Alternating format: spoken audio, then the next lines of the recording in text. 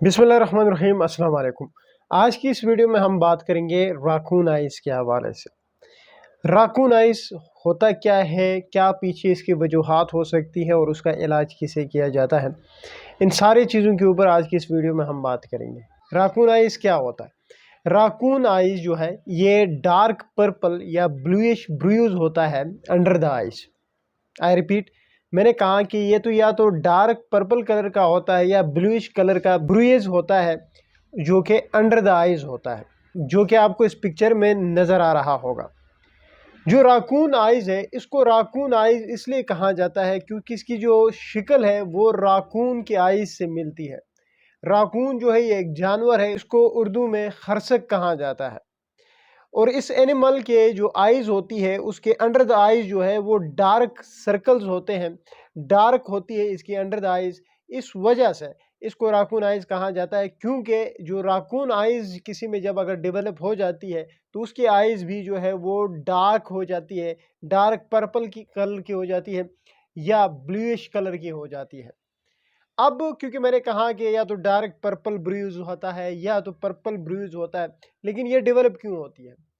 इसके पीछे बहुत सारी वजूहात हो सकती है, लेकिन सबसे अहम और जो दो सबसे बड़ी वजह है, एक तो ये है कि या तो आँख में किसी किस्म का कोई ट्रॉमा हुआ है, आँख में किसी किस्म का कोई चोट लगी है, तो उस वजह से ये हो सकती है, या फिर हेड ट्रॉमा जो है, वो एक कल्प्रेट हो सकता है।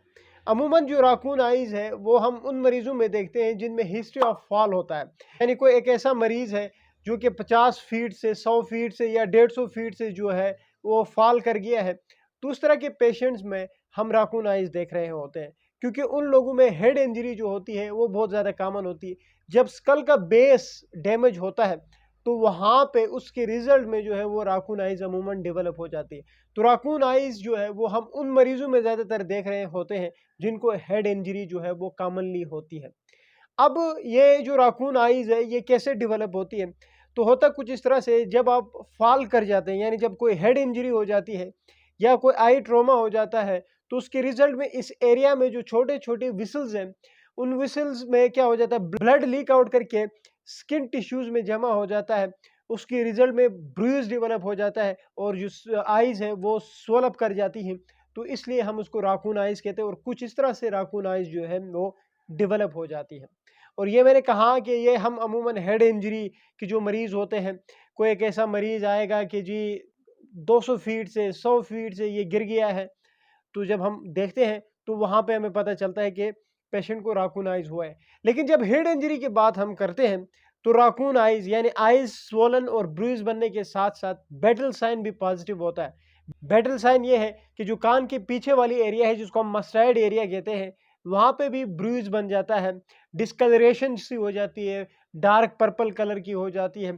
तो जब बैटल साइन भी पॉजिटिव हो और साथ ही राकून आइज़ भी हो, तो हम सस्पेक्ट कर रहे होते हैं इस तरह के पेशेंट्स में कि स्कल डैमेज हुआ है और अंदर आपके ब्रेन में कुछ गड़बड़ी चल रही है। किसी किस्म का कोई हेमाटोमा हो सकता है, कोई हेमरेज हो सकता है। तो इस तरह के मरीज़ों के लिए फिर हम एक्स-रे भी एडवाइस कर रहे होते हैं और साथ ही हम सीटी स्कैन भी एडवाइस करते हैं। अब बात करते हैं राकून आइज़ का इलाज कैसे किया जाता है। देखिए, ये सेल्फ लिमिटिंग है, ये खुद ब खुद ख़त्म हो जाती है। अब एक बड़ी ज़रूरी चीज़ ये भी है कि राकून आइज़ जो है ये कोई डिज़ीज़ नहीं है। ये बात आपने समझना है कि राकून आइज़ जो है अगर किसी में हो जाता है तो ये कोई बीमारी नहीं है।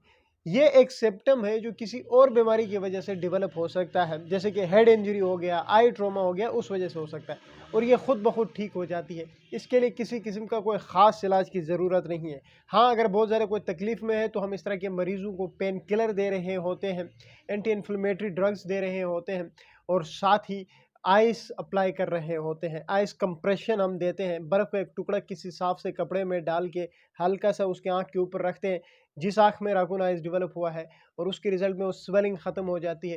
राकून आइज़ विदिन अ वीक यानी 1 से 2 हफ्तों के बाद ये खुद ब खुद ख़त्म हो जाती है। इसके लिए कोई ख़ास स्पेसिफ़िक मेडिसिन नहीं होती जो कि आपको इस्तेमाल करनी होती हो। उम्मीद है आज की वीडियो अच्छी लगेगी। Thank you.